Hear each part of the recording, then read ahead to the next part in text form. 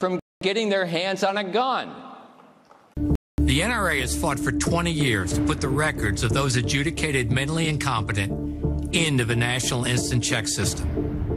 And until the politicians demand that they are submitted, killers who are legally prohibited from owning firearms will walk into gun stores and pass every background check they take.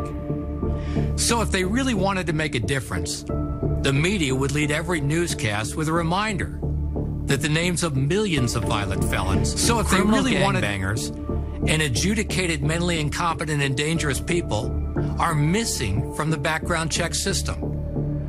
But no one gets ratings by telling the truth about how to stop mass killers. So they don't report that 38 states submit less than 80% of their felony convictions to the system, leaving more than 7 million felony convictions in the dark. They don't tell you the truth. Instead, the only thing the average American has heard about background checks is the absolute fallacy that what we need is more. The system is only as good as the records within it, and the records only get submitted if the politicians demand it. What are the Oregon killer, the WDBJ killer, the Charleston church killer, the Santa Barbara killer, the Maryland Mall killer, the LA airport killer, the DC Navy Yard killer, the Aurora movie theater killer, the Tucson killer, the Virginia Tech killer, and both Fort Hood killers have in common: every single one of them passed a background check. If you cast a net and the fish swim through the holes, you don't need a bigger net, you need tighter holes. But when it comes to a background check system that's missing the names of millions of prohibited people, the politicians don't want to fix it. The best kept secret is that the National Instant Check System wouldn't exist at all if it weren't for the NRA. It's true. Back in the 90s, President Clinton forced passage of a mandatory waiting period on every handgun purchased in America. Not a background check, a wait. But NRA said as soon as the technology was available, their wait had to be replaced by an instant background check done by the dealer at the point of sale. NRA supported it, NRA got the votes, and NRA got it passed. We demanded an honest system that was supposed to make sure good people can purchase firearms as quickly as possible, a system that catches violent felons, the adjudicated mentally incompetent and dangerous, and every other prohibited person right at the point of sale, where they would be prosecuted for a federal felony. But they aren't. What has happened instead is one of the greatest failures in the history of American leadership. In 2010, roughly 80,000 prohibited people committed a felony by trying to buy a gun. Just 44 were prosecuted for it. Does that sound like a good number to anybody? So when you hear politicians who won't fix the broken system talk about expanding it, don't buy it. Demand what works. Put armed security in every school. Fix the broken mental health system. Enforce the federal gun laws against every criminal thug on the street. Prosecute dangerous people when they show up to buy a gun. And for God's sake, put every prohibited person into the system. That's what common sense gun laws look like. Look,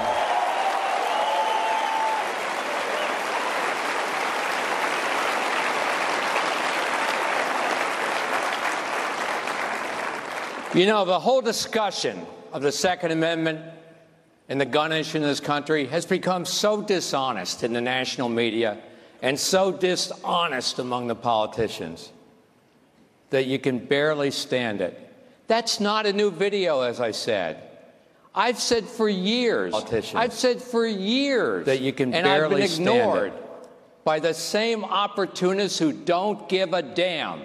Yet you see them on TV every day whining away. Here's what I said on CBS way back in 1993. That was 25 years ago. Let me ask you this. Are you in favor of computerizing the mental health records of people into a national computer bank? You bet I am. Well, can we join hands on that and go to Capitol Hill right now? Will you shake on it with me? Now, here's the real tragedy. Charles Schumer shook my hand to get all the mental health records into the system, and then he went back to Capitol Hill, and you know what he did? Absolutely nothing. How many lives might have been saved if he had just kept his promise? They are liars to the core, and I'll make this prediction right now. A year from today, many of those records may still not be in the system, not if some of these whining for television politicians and their media enablers have their way. Instead, what they'll do is they'll keep coming after the NRA. And when another monster slips through the cracks, the very cracks that they've enabled in the system, as the records of prohibited persons remain out of the database, it'll happen again. But here's something we must be careful of as we go forward. We all have to be careful that this doesn't become a runaway train. What if all of your medical records, perhaps your conversations with your doctor, your prescription information, do we really want all that on a government list and in a government database? Here's another one. A military vet goes to his or her local VA, comes home, goes to his or her local VA, and tells the doctor they're having trouble sleeping at night. Or anyone who shares their nightmares with a medical professional. They all become potential triggers that somebody somewhere could define as a mental health barrier to owning a firearm. I even heard a television pundit recently suggesting that people seeking to buy a firearm should be interviewed first. I mean, interviewed first? Who's going to conduct that interview? And what will they ask? That's the challenge we as a free society face. How do we create a step along the way called due process that protects the innocent, law-abiding people of this country from being falsely accused, politically abused, and permanently stigmatized unjustly? Come on. Socialists oppose all of our most fundamental freedoms enshrined in the Bill of Rights. They don't like free speech any more than they like the Second Amendment. They like only limited speech, controlled by them through safe speech zones where they can shame the outspoken or riot to shut them up. If you still think we have full First Amendment freedom in this country, try going right now out to Berkeley and speaking out in favor of conservative causes or even the Second Amendment.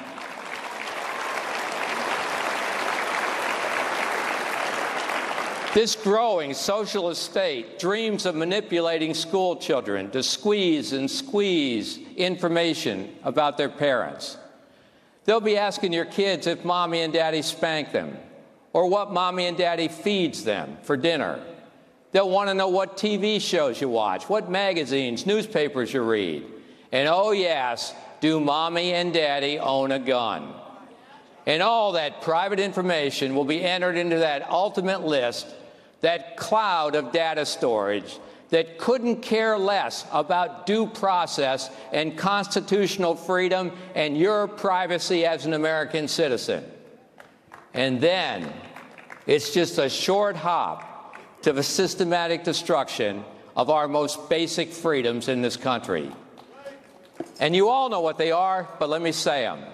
Family, faith, individual responsibility, and self-destiny, a free market economy, patriotism, respect for our national flag and national anthem, personal liberty, and justice for all. Going back a decade or more, these essential freedoms and these essential values have been increasingly and sadly ridiculed and disrespected and diminished in this country. And it won't take long, if we stay on the path we're on, to erase them completely. That's the real consequence of this new socialist wave in America. You know, I hear a lot of quiet in this room, and I sense your anxiety. And you should be anxious, and you should be frightened. If they seize power, if these so-called European socialists take over the House and the Senate, and God forbid they get the White House again, our American freedoms could be lost and our country will be changed forever. And the first to go will be the Second Amendment to the United States Constitution. History proves it. Every time, in every nation in which this political disease rises to power, its citizens are repressed, their freedoms are destroyed, and their firearms are banned and confiscated.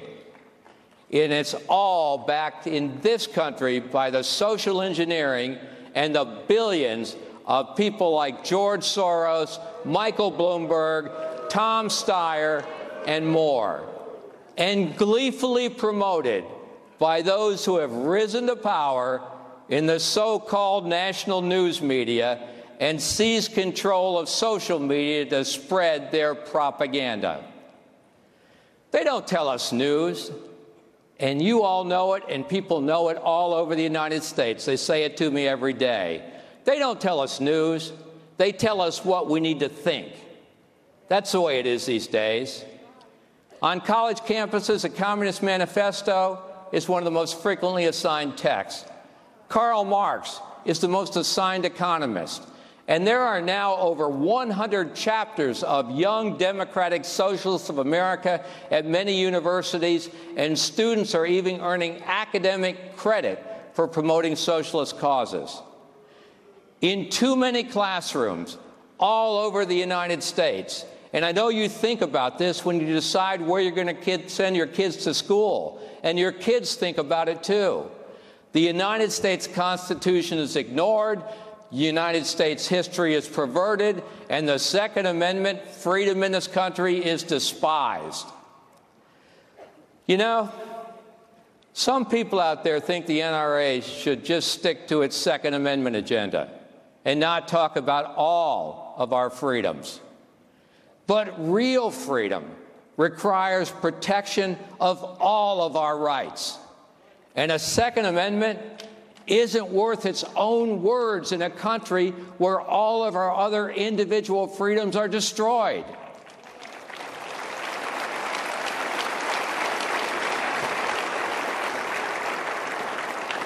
So I promise you this: the NRA will not only speak out, we will speak out louder, and we will speak out stronger than ever before.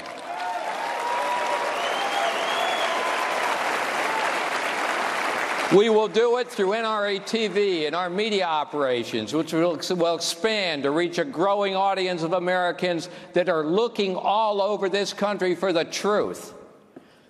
They're going to do it with strong voices like Dana Lass that you've just seen, Dan Bongino, and others who are engaging in new programming to make our message just as accessible as NBC, the New York Times, and the rest of the so-called national news media.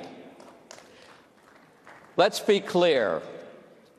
We are never talking about an armed resistance against the socialist corruption of our government. We are always talking about a resistance armed with the United States Constitution and the Bill of Rights in our country.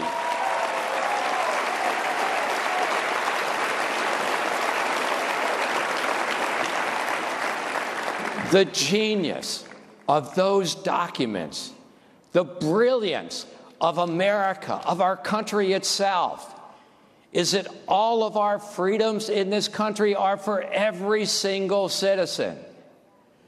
And there is no greater personal individual freedom than the right to keep and bear arms, the right to protect yourself, and the right to survive.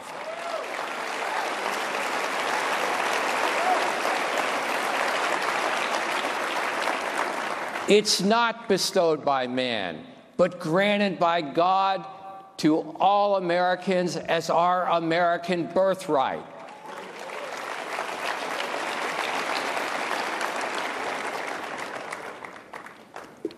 So I call right now today on every citizen who loves this country and who treasures this freedom to stand and unflinchingly defend the Second Amendment, the one freedom that protects us all in this country.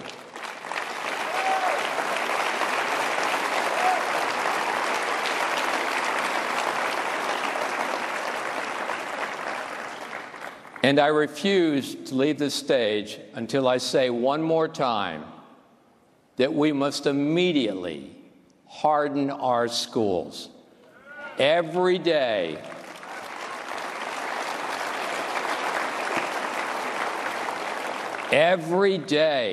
young children are being dropped off at schools that are virtually wide open, soft targets for anyone bent on mass murder. It should not be easier for a madman to shoot up a school than a bank or a jewelry store or some Hollywood gala. Schools must be the most hardened targets in this country, and evil must be confronted immediately with all necessary force to protect our kids.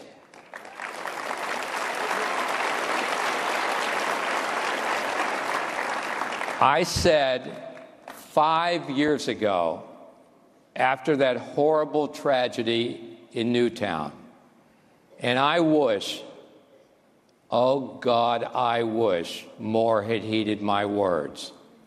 So lean in, listen to me now, and never forget these words. To stop a bad guy with a gun, it takes a good guy with a gun. Thank you very much. Thank you. You've been listening to Wayne LaPierre, head of the National Rifle Association, speaking just outside of Washington, D.C. at cpac 2018. He said real freedom requires protection of all our rights. We share a goal of safe schools, safe neighborhoods, and a safe country. Fox News politics editor Chris Stirewalt has been nice enough to stand by with us. Chris, you've been listening to the NRA chief's words. Your thoughts? Well, the one thing that occurred to me as I was listening, you would think from hearing him that the Republicans were not in charge of both houses of Congress, or that a president who was the earliest endorsement that the NRA ever made. This is their president in the realest sense, that Donald Trump was not president. This is the challenge that the president and the Republicans face. They run the town. They've got the Senate. They've got the House. They've got the White House. The nation wants an answer. They want responses. Maybe it is increased school safety. Maybe it is, as the president says, armed teachers. Maybe it is any number of things. But this GOP better get busy, because it's not going to be enough for LaPierre and others just to come out and blame Democrats. LaPierre really urging for more security at our schools, saying our banks, our airports, our NBA and NFL games, they're all protected more than our children at our own schools. And you mentioned the politics of it, Chris, and boy, did he go after Democrats, and he was naming names. Listen to this. But how about Kamala Harris, Elizabeth Warren, Bill de Blasio, Andrew Cuomo, Cory Booker, Christopher Murphy, and Keith Ellison? They are not Democrats in the mold of John F. Kennedy or Tip O'Neill. They hide behind labels like Democrat, left-wing, and progressive to make their socialist agenda more palatable. And that is terrifying. Chris, his words clearly eliciting a response from the crowd there. Well, and fear was his focus. He mentioned at another time that the people in the audience should be nervous, that they should be afraid. And this is really the key for the NRA at this point, because when the pressure's on, as it is now, after a slaughter like the one that took place in Florida, the pressure's on. So what he needs is for his members, for his core, to be scared. They're coming for all your guns. That's how they got through after Newtown. That's how they got through after Las Vegas. That's how they get through these things, is they circle the wagons. They say, we better be scared because they're going to come take all your guns. And that's how they have prevented any changes, really, in the wake of these most recent killings. And a reminder, the president will be speaking at this CPAC 2018 tomorrow. And he tweeted during LaPierre's words, support for the NRA, saying they're great people and great American patriots. Chris Stirewalt, thank you. You bet. One of the biggest message, harden our schools. That's what Wayne LaPierre came to say today. In a moment, we're going to hear the vice president, Mike Pence. He is in the room. He will speak only moments away, so we're keeping an eye on this, and we will bring you there after a quick commercial break here. Back in a moment after this. When our country used to flex its muscle with